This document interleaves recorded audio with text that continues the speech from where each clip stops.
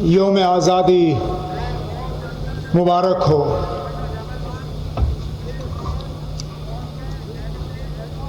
आज का दिन मुल्क भर में खुशियों का दिन है। आज हम आज़ादी का वो मौका मनाने के लिए यहाँ जमा हुए हैं जिसके लिए सदियों ने कुर्बानियाँ दी।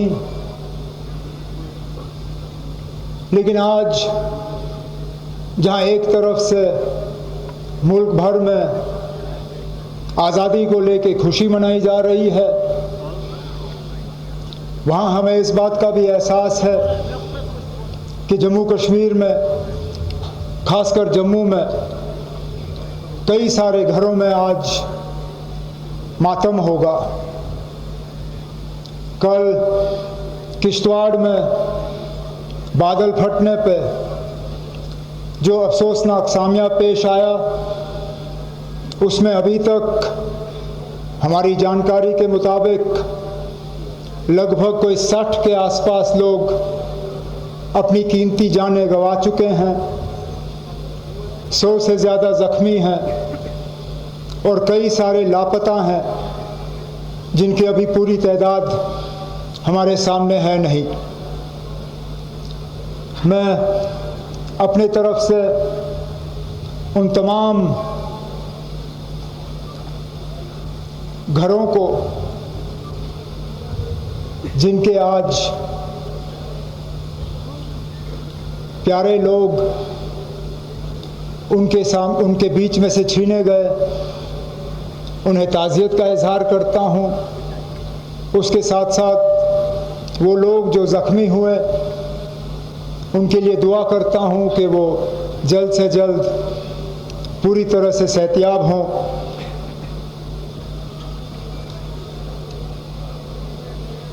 मैं अपने तरफ से, हुकूमत के तरफ से उन तमाम घरों को और किश्तवाड़ के लोगों को यकीन दिलाना चाहता हूँ कि हुकूमत के तरफ से जो भी मदद की ज़रूरत होगी उसमें कोई कमी जो है वो पेशरफ नहीं होगी।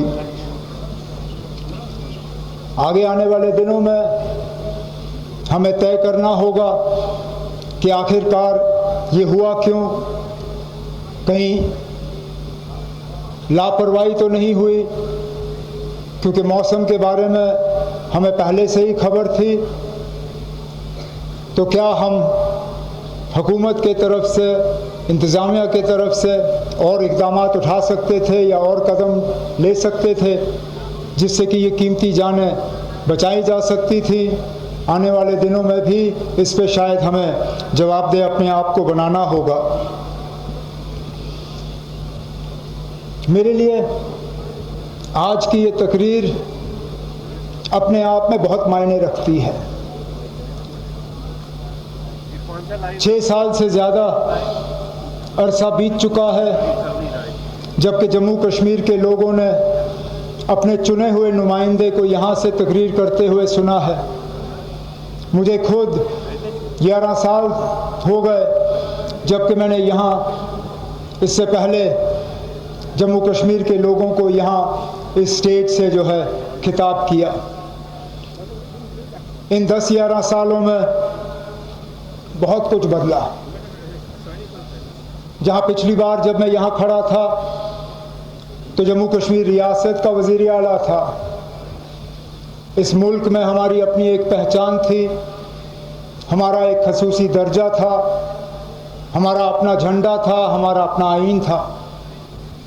आज वो उनमें से कुछ भी रहा नहीं। यहाँ तक कि जो रियासत का दर्जा हमारा था वो भी आज हमारा है नहीं। जमहूरियत दोबारा हासिल करने में भी हमें बहुत इंतज़ार करना पड़ा।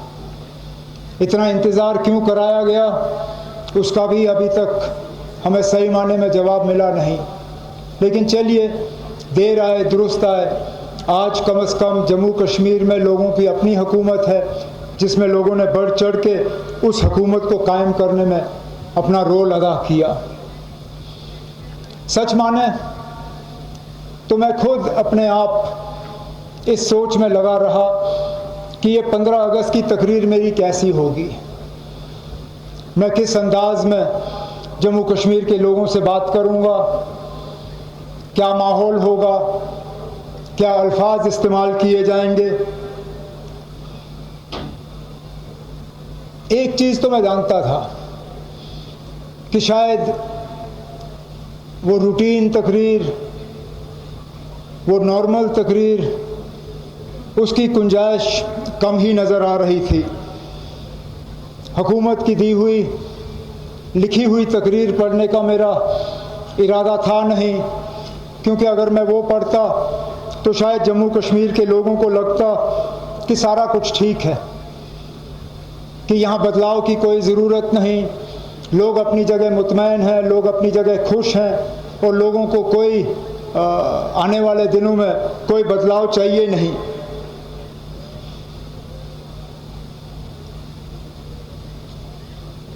कुछ हमारे दोस्त और खैर खां जो हैं वो बार बार मुझे बताते रहे कि आप इस साल कुछ बदलेगा, इस साल ऐलान होगा, आप इंतज़ार करिए, 15 अगस्त को जम्मू कश्मीर के लिए दिल्ली से बड़ा ऐलान होगा।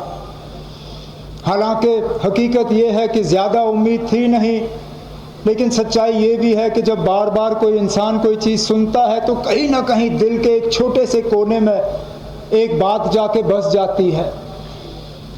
और बड़ी बेसब्री से हमने उस तकरीर का इंतज़ार किया और इंतज़ार किया कि शायद कहीं इस तकरीर के एक कोने में जम्मू कश्मीर के लिए कोई बड़ा ऐलान जो है वो हमें सुनने को मिलेगा। ये तक भी मुझे कहा गया था कि कागज़ तैयार हो रहे हैं, बस अब वक्त की बात है, आप इंतज़ार करिए, हो गया। हमने इंतज़ार किया, हुआ नहीं।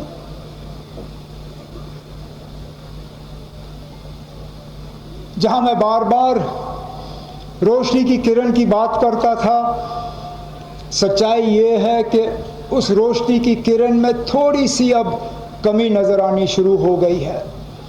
मैं अभी भी हार मानने के लिए तैयार नहीं हूँ, मैं अभी भी बेबस नहीं हूँ, मैं अभी भी इस बात को तस्लीम करने के लिए तैयार नहीं हूँ कि जो है वही है और कुछ बदलेगा नहीं। लेकिन हकीकत ये है कि मेरी जितनी उम्मीद आज से कुछ दिन पहले थी, शायद उतनी उम्मीद आज है नहीं, लेकिन उस बात पर भी मैं आता रहूँगा। जैसे मैंने अपनी तकरीर की शुरुआत में कहा, इन 11 सालों में जब से मैं यहाँ एक बार पहले खड़ा था और आज खड़ा हूँ, बहुत कुछ बदला, बहुत तब्दीलियाँ आई और उन तब्दीलियों के पीछे सबसे बड़ा मकसद ये था कि जम्मू कश्मीर को बाकी मुल्क के साथ पूरी तरह से मिलाना है, जम्मू कश्मीर को बाकी मुल्क के साथ बराबरी का दर्जा देना है, जम्मू कश्मीर और बाकी मुल्क के साथ कोई फ़र्क नहीं होना चाहिए, जम्मू कश्मीर को हमने बेहतर बनाना है। आज मैं पूछता हूँ, क्या वो बराबरी आई? क्या हम वाकई बाकी मुल्क के साथ बराबर के हिस्से हैं? क्या जो बाकी रियासतों का दर्जा है, क्या वो दर्जा हमारा है? क्या वाकई हम बेहतर हुए? क्या बेहतरी आई?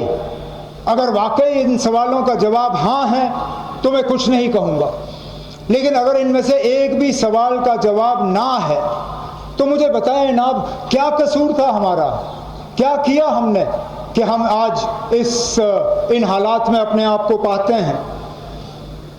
मैंने जब बेहतरी की बात की तो शायद पूरी दुनिया में मैं एक लौता इंसान हूँ जो ये सही माने में तय कर सकता है कि कितना फ़र्क आया है।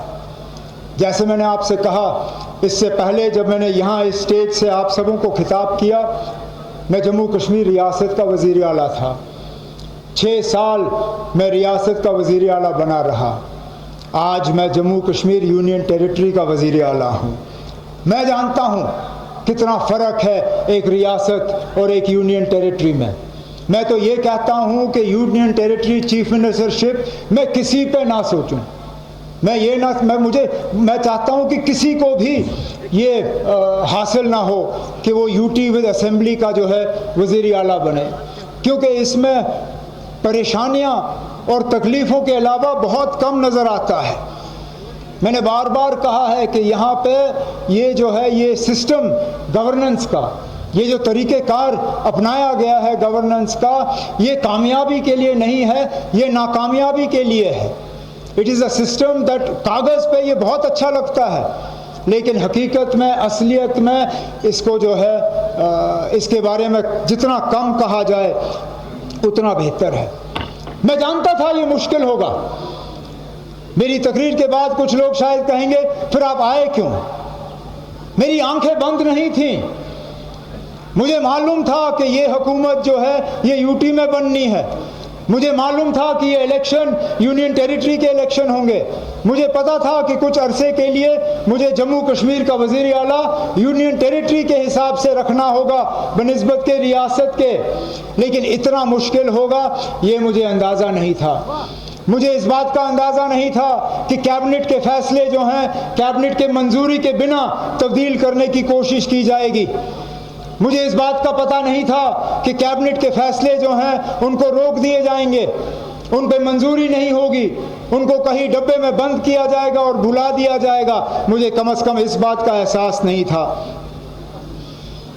कभी कभी ऐसा लगता है कि ये हुकूमत, इसको अगर हम किसी और चीज़ के साथ इसकी हम बराबरी करें तो आप एक घोड़ा ले लीजिए, घोड़े की आगे की 2 टांगें बांधिए और फिर घोड़े से कहिए भागिए।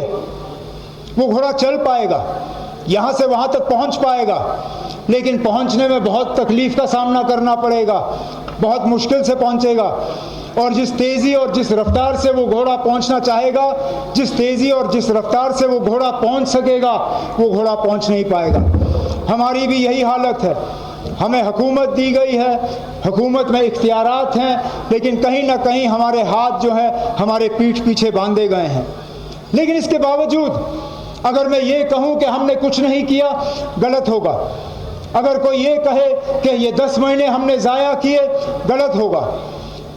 हमने आते ही जम्मू कश्मीर की असेंबली में जम्मू कश्मीर के खसूसी दर्जे को दोबारा कायम करने के लिए एक रेजोल्यूशन जो है असेंबली से मंजूर कराया। हमने जम्मू कश्मीर को दोबारा रियासत का दर्जा मिले, उसके लिए हमने कैबिनेट की मंजूरी एक रेजोल्यूशन पास कराया। हमने बजट के तहत जम्मू कश्मीर के लोगों के लिए कुछ ऐसे फैसले लिए जिनसे उनकी रोज़मर्रा की ज़िंदगी में बेहतरी आई, चाहे वो तालीम को लेके हो, चाहे वो सेहत को लेके हो, चाहे वो सोशल वेलफेयर को लेके हो, चाहे वो ट्रांसपोर्ट को लेके हो, चाहे वो टूरिज़म को लेके हो, चाहे वो एग्रीकल्चर को लेके हो। जो भी महकमा हो हुकूमत का, हमारी कोशिश रही कि जितने भी हमारे इख्तियारात हैं उनको सही तरीके से इस्तेमाल करके जम्मू कश्मीर के लोगों को कम से कम इस हुकूमत का जो है हम फ़ायदा दिखाना शुरू करें। सर्दियों में जब भारी बर्फबारी के बाद बिजली का निज़ाम बिगड़ा तो शायद पहली मर्तबा ऐसी नौबत आई कि हुकूमत ने चंद घंटों के अंदर अंदर तमाम बिजली जो है वो दोबारा लोगों को फराहम की। इस साल गर्मियों में जब जम्मू में पानी की किल्लत रही, बिजली की किल्लत रही, तो हुकूमत ने फटाफट उसको दुरुस्त किया। यहाँ पे हमने ज़राअत को और बढ़ावा देने के लिए जो HADP का प्रोग्राम है उसकी जो आमदनी है, उसके लिए जो रकम ज़ाहिर करना था उसको हमने बढ़ा दिया। यहाँ के नौजवानों की बेरोज़गारी कम हो, बेरोज़गारी का खात्मा सरकारी मुलाजमत से नहीं हो सकता, ये हम सब जानते हैं, लेकिन गैर सरकारी मुलाजमत कायम करने के लिए क्या इक़दाम उठाए जा सकते हैं, उसके लिए हमने एक नई स्कीम मिशन युवा के तहत जम्मू कश्मीर के नौजवानों के सामने रखा, जिसके हम मान के चलते हैं कि कम से कम 4 से 4.5 लाख हमारे नौजवान जम्मू के, कश्मीर के, हमारे भाई, हमारे बहन जो हैं इज़्ज़त की रोज़ी रोटी कमा सकेंगे। हमने अपने इलेक्टेड रिप्रेजेंटेटिव्स MLAs के हाथ मजबूत किए, हमने उनके इख्तियारात जो हैं उनको वापस लौटा दिए, उनकी कॉन्स्टिट्यूंसी डेवलपमेंट फंड उसमें इजाफा किया। जहां उनको 10 साल पहले 3 करोड़ रुपए मिलते थे अपने इलाके में खर्च करने के लिए, इस साल हमने 3 करोड़ से 4 करोड़ वो बढ़ा के उन्हें खुली छूट दी कि वो पैसा जो है लोगों के इस्तेमाल के लिए किया जाए। लेकिन कहीं ना कहीं ये निज़ाम जो है ये ठीक तरह से चल नहीं पाएगा। मैं लोगों को याद दिलाना चाहता हूँ कि हमारी जो सुप्रीम कोर्ट है उन्होंने एक बहुत ही ऐतिहासिक और एक बहुत ज़रूरी फैसले में एक ट्रिपल चेन ऑफ अकाउंटेबिलिटी की बात की थी, मतलब जवाबदेही के तीन कदम। उसमें यह कहा गया था कि जो अफसर हैं, जो ब्यूरोक्रेसी है, वो हुकूमत को जवाबदेह होगी, जो हुकूमत है वो असेंबली या पार्लियामेंट को जवाबदेह होगी, और जो असेंबली या पार्लियामेंट है वो लोगों को जवाबदेह होगी। लेकिन जम्मू कश्मीर में कहीं ना कहीं ये ट्रिपल चेन ऑफ अकाउंटेबिलिटी जो है ये चली नहीं है। मैं आज असेंबली को जवाबदेह हूँ, उसमें कोई शक नहीं है। मेरे मंत्री जो हैं, मेरे मिनिस्टर जो हैं, मेरे वजीर जो हैं, वो असेंबली को जवाबदेह हैं। असेंबली के मेंबरान जो हैं वो लोगों को जवाबदेह हैं, इसमें भी कोई शक नहीं है। लेकिन हमारे अफसर जो हैं वो हुकूमत को जवाबदेह नहीं है, या कम से कम इलेक्टेड हुकूमत को जवाबदेह नहीं है, इसमें भी इनकार नहीं किया जा सकता। तो कहीं ना कहीं जो सुप्रीम कोर्ट ने लोगों के लिए और लोगों के फ़ायदे के लिए ट्रिपल चेन ऑफ अकाउंटेबिलिटी की बात की थी, उसको अमली जामा पहनाने की जम्मू कश्मीर में अशद ज़रूरत है। आखिरकार हुकूमत चलती कैसी है? चुने हुए नुमाइंदे जो हैं वो प्रोग्राम बनाते हैं, वो प्लान बनाते हैं, वो एक खाका खींचते हैं, वो एक नक्शा बनाते हैं, लेकिन उस नक्शे को रंग भरने में काम किसका होता है? अफसरों का। आप माने तो हुकूमत का दिमाग जो है वो हुकूमत के इलेक्टेड लोग हैं, लेकिन हुकूमत के बाजू, हुकूमत के पैर जो हैं वो उनके अफसर हैं। अगर हुकूमत के दिमाग और सिर और पैर में और हाथ में ठीक तरह से कनेक्शन जुड़ा ना हो तो चल नहीं पाता। और इसलिए मैं बार बार इस चीज़ पे जोर देता हूँ कि नया जम्मू कश्मीर जो है नया तब होगा जब इस नएपन में बेहतरी होगी। नयापन सिर्फ अपने आप में नया नहीं होता, यह नए का फ़ायदा नया नहीं होता अगर सिर्फ आप लफ्ज़ इस्तेमाल करो। उस लफ्ज़ में मायने होनी चाहिए, उस लफ्ज़ में वज़न होना चाहिए, उस लफ्ज़ में ताकत होना चाहिए, जो आज मैं अफसोस से कहता हूँ वो ताकत है नहीं।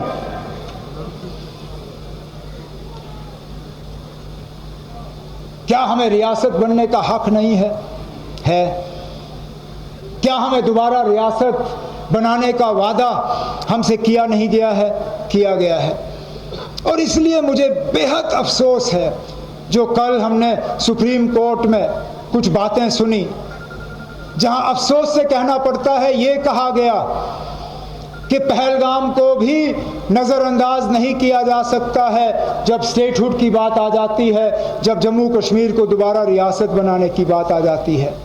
मेरा पहला सवाल ये है कि बताएं, जम्मू कश्मीर दोबारा रियासत बने इसका फैसला हमारी हुकूमत नहीं करेगी? जम्मू कश्मीर दोबारा रियासत बने इसका फैसला हमारी सुप्रीम कोर्ट नहीं करेगी? क्या दोबारा जम्मू कश्मीर रियासत बने इसका फैसला पहलगाम के उन कातिलों के हाथ होगा, या उनके पीछे जो ताकत है हमारे पड़ोसी सरहद पार मुल्क, क्या वो तय करेंगे कि जम्मू कश्मीर रियासत कब बनेगा? क्या जब कभी हम रियासत बनने के नज़दीक आएंगे और ये लोग कोई हमला करेंगे दोबारा हमारा रियासत का हक हमसे छीना जाएगा? आखिरकार क्या ये इंसाफ है? क्या ये सही है? हमें सज़ा दी जा रही है उस जुर्म के लिए जिस जुर्म में हम शामिल नहीं हैं। ऑप सिंदूर के तहत हमारे बहादुर जवानों ने, हमारे एयरफोर्स ने, हमारे वर्दी पहनने वाले हमारे सिपाहियों ने हमारे पड़ोसी मुल्क को सज़ा दिया। वो सज़ा 3 दिन चली, 4 दिन चला, उसका कितना लंबा असर होगा उस पर हम बात करते रहेंगे। लेकिन आज पहलगाम के हमले का सज़ा हमें भी दिया जा रहा है। पहलगाम के हमले की सज़ा जम्मू कश्मीर के उन लोगों को दी जा रही है जिन्होंने पहलगाम के हमले के खिलाफ अपनी आवाज़ बुलंद की। क्या कोई इस बात से इनकार कर सकता है कि पहलगाम के हमले के बाद अपनी मर्जी से जम्मू कश्मीर के लोग बाहर आए? कठुआ से लेके कुपवारा तक कोई शहर ऐसा नहीं है, कोई गांव ऐसा नहीं है, कोई घर ऐसा नहीं है जहां नाराजगी का इजहार नहीं हुआ। जहां लोगों ने यह नहीं कहा कि पहलगाम का हमला हमारे नाम में नहीं हुआ, हम पहलगाम के हमले के साथ नहीं हैं, हम पहलगाम के हमले को कबूल नहीं करते, लेकिन उसके बावजूद बदकिस्मती से आज पहलगाम के हमले का ही इस्तेमाल किया जा रहा है हमें रियासत के दर्जे से अलग रखने में।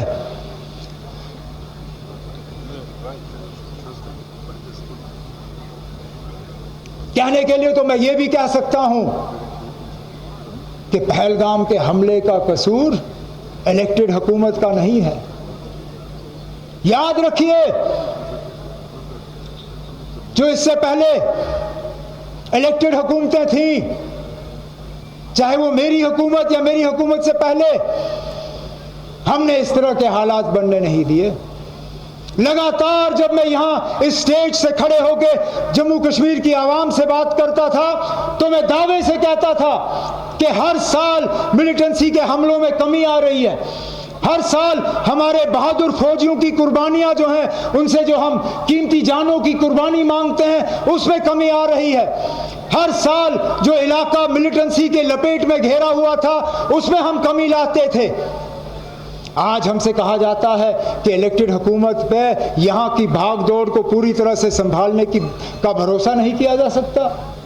अरे नाब, हमने कब ये दिखाया कि हम इस भरोसे के काबिल नहीं है? एक बार भरोसा करके देख तो लीजिए। हम इससे पहले भी फेल नहीं हुए हैं और इंशाल्लाह इसके बाद भी हम फेल नहीं होंगे।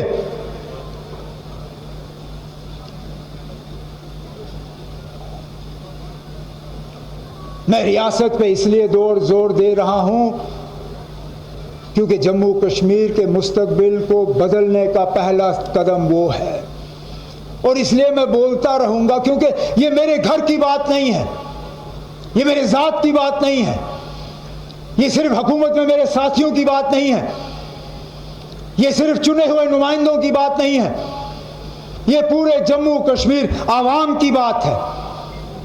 और क्या अपना हक हासिल करना, क्या ये गुनाह है? क्या ये जुर्म है?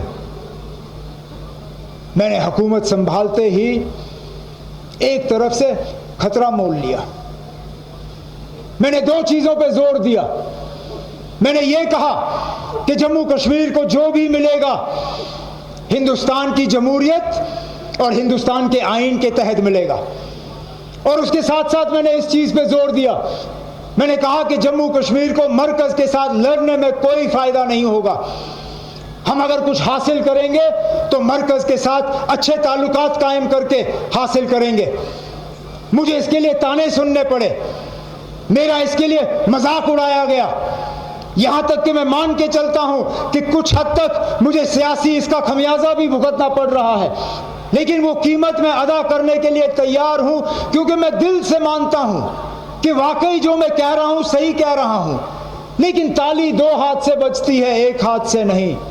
मैं बार बार ये कहूं कि जम्मू कश्मीर को सिर्फ और सिर्फ फायदा हिंदुस्तान की जमहूरियत में शामिल होकर होगा। जम्मू कश्मीर को सिर्फ फायदा मरकज के साथ बेहतर ताल्लुकात बना के होगा। अगर ज़मीनी सतह पे ये चीज़ें दुरुस्त साबित नहीं होती तो इसका आगे जाके खमियाजा सिर्फ मुझे नहीं भुगतना होगा, इसका खमियाजा जम्मू कश्मीर की जमहूरियत को भुगतना होगा, जो हमारे लिए बहुत भारी साबित होगा। लेकिन अब वक्त आ गया है, हमें दफ्तरों से बाहर निकल के अब अपनी आवाज़ उन दरवाज़ों तक पहुंचाना होगा जहां पे हमारे ये फैसले किए जा रहे हैं। हमने अभी तक चिट्ठियों के ज़रिए, रेजोल्यूशनों के ज़रिए, मुलाकातों के ज़रिए अपनी ये बात पहुंचाई है।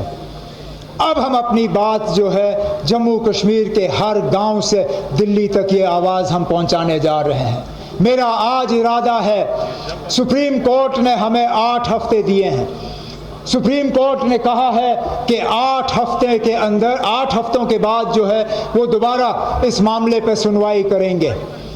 तो आज के बाद मैं और मेरे साथी बैठेंगे नहीं, मैं और मेरे साथी थकेंगे नहीं। हम ये 8 हफ्ते इस्तेमाल करेंगे। जम्मू कश्मीर के हर 90 के 90 असेंबली कॉन्स्टिट्यूंसी में हम पहुंचेंगे। 90 असेंबली कॉन्स्टिट्यूंसी में हमारी कोशिश होगी कि हर घर में, हर गांव में हम दरवाज़ा खटखटा के लोगों से एक दस्तखत लेंगे।